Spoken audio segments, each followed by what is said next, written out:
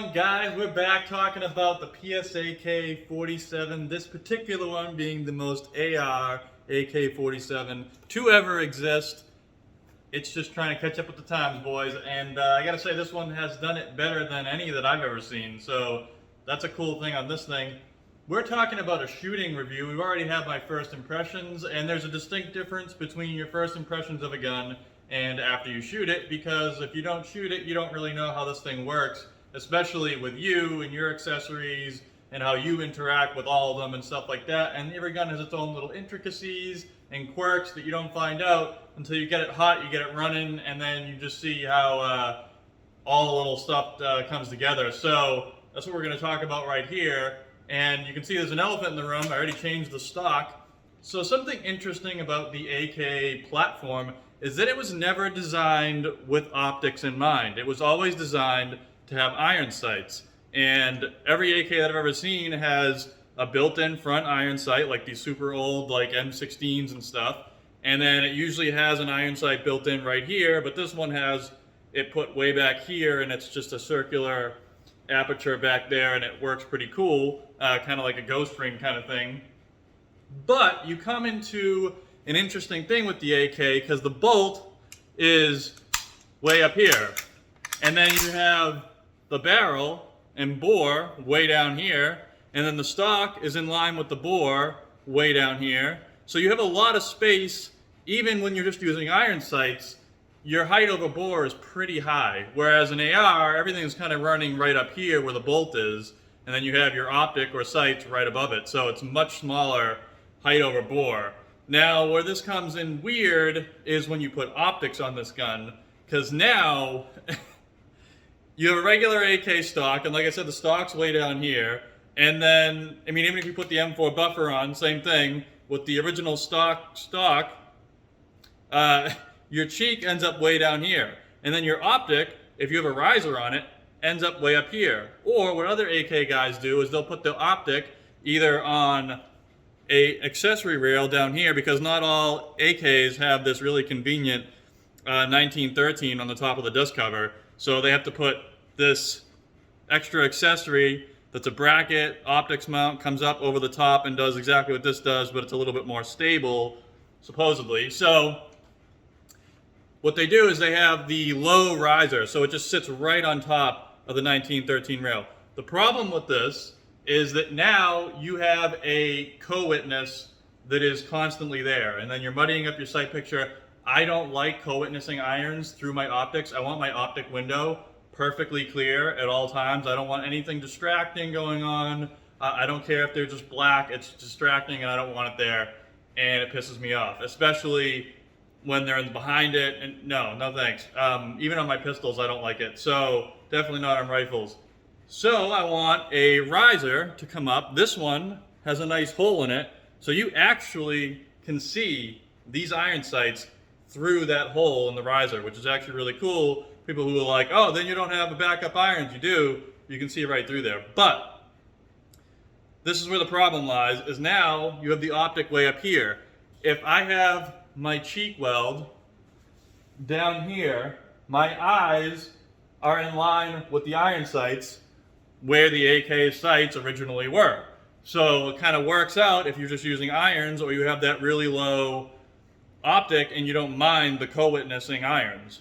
But when you have the problem that I do, when my eye is now below it, I end up having to get like a really low cheek weld to get my eye in line with the optic, and it's just much more unstable than like a nice high cheek weld that I would be used to. So I had to figure out how to deal with that. Now, my solution to this is this pretty cool stock. It has a cheek riser. Pretty awesome. It looks cool, but it also has a purpose. Now, this particular stock is the Fab Defense. It's called the Core CP. I'm assuming that means cheek piece. It's pretty cool. Fab Defense is kind of questionable on their product quality. Sometimes it's kind of budget, but they make some really cool stuff. A lot of their stuff is like meant to look cool, which is fine.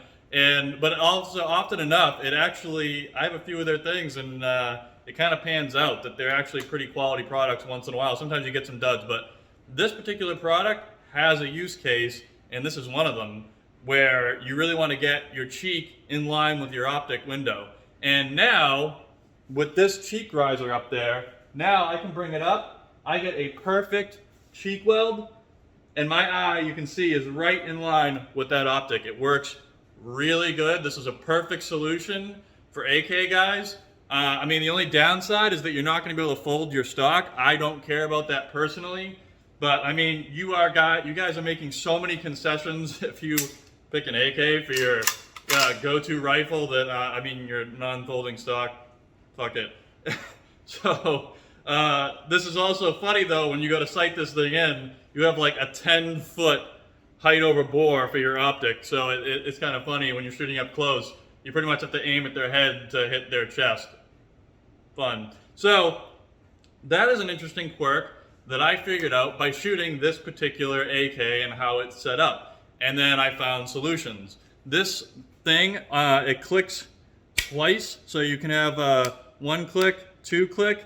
There's a screw right here that you can tighten, and it makes it so you cannot move this anymore. Obviously, if you bumped it, it would fall down, and then you don't want to have to like pick it back up, or even your cheek, if you pushed hard enough, can push it down. So, yeah, I mean, you can do it. I mean, I kind of did that on purpose, but I mean, anything can push that down. So that will lock it in place so that it cannot move, which is pretty cool. That is the first thing that I noticed about the AK-47, this particular one. And then we have all of this modern M-LOK accessory rail available to us. One problem with this is, I mentioned this in the first video, you have this little loop right here. Now this loop is made of metal and it is clearly attached to the gas system. This loop is to attach a sling with a clip instead of, I mean, it literally has a QD attachment right here. So I don't know why you wouldn't just use that. But if you had a sling with a clip, you could put it there. But the problem is, this thing gets super fucking hot. Like, woo! Boys, I'm telling you. Yeah, your hand, when you hold this rifle, due to its ergonomics, it is vastly improved over the standard AK. When you get a nice hold on this gun, you can hold way out there. You can get really good isometric grip on there. Really handle that recoil. I like my hand as far out as I can get it typically, and this just is perfect. But the problem is, look at this. It's right against your palm. So you are a couple hundred rounds through and your gun is super friggin' hot. This thing is just as hot as the gas system. It's gonna burn the fuck out of your palm. And it did for me. I had to move my grip back to here, which is fine. I just prefer it way out there. I get to really nice pull into my shoulder. But that's just something to take note. It's actually a burn hazard. I mean, all seriousness, it's a super burn hazard. You don't want this here. So PSA should take this off. It's not neat in any way. You can literally use paracord, 550 cord, and you can hook it right here if you wanted. You could hook it right here. You could hook it right around the whole guard. You could hook it through the guard. I mean, there's just so many places that you can put some cord, or you can use the QD attachments that are perfectly placed right next to it.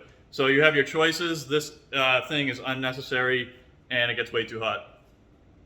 The last thing I'll say about this particular AK-47 is that this muzzle brake, woo! Oh yeah, another one. This thing is part dragon. This thing is super loud.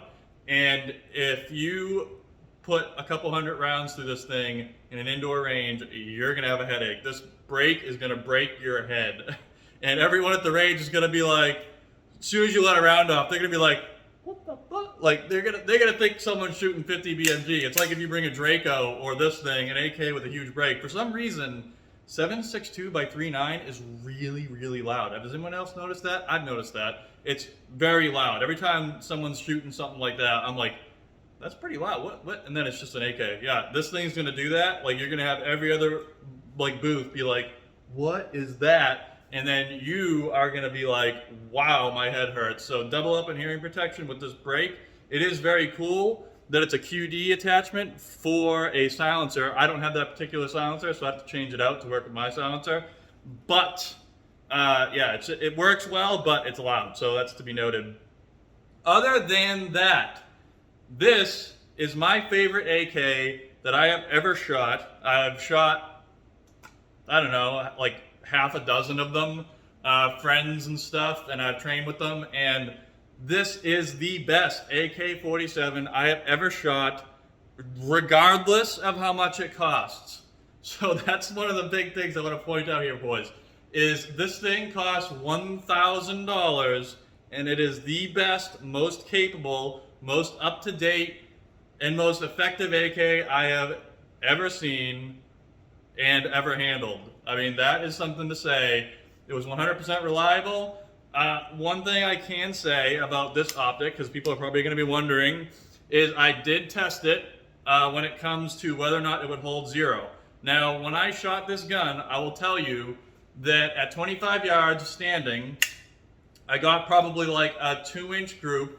I did 3 rounds, pulled the dust cover off, put it back on, did 3 more rounds. They all landed in one circle, and it was about a 2-inch group at 25 yards. I can tell you if I did that with my AR, it would probably be like a 1-inch or less group.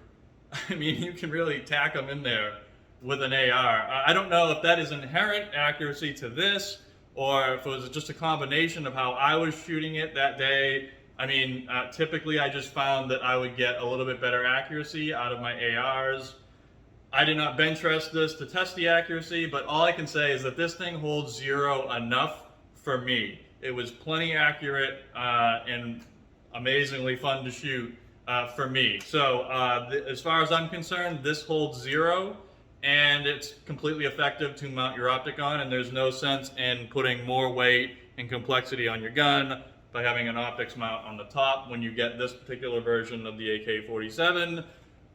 As I said in my first impressions, there's friggin' like 50 versions of this thing, with every single accessory being able to opt out or add. Like this exact gun comes with a 16-inch barrel, 14.7 like this one.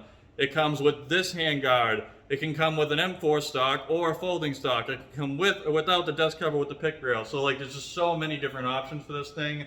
This is by far my favorite configuration, and like I said, favorite AK I've ever shot. It's just phenomenal. I can't imagine anyone spending $2,500 for an AK.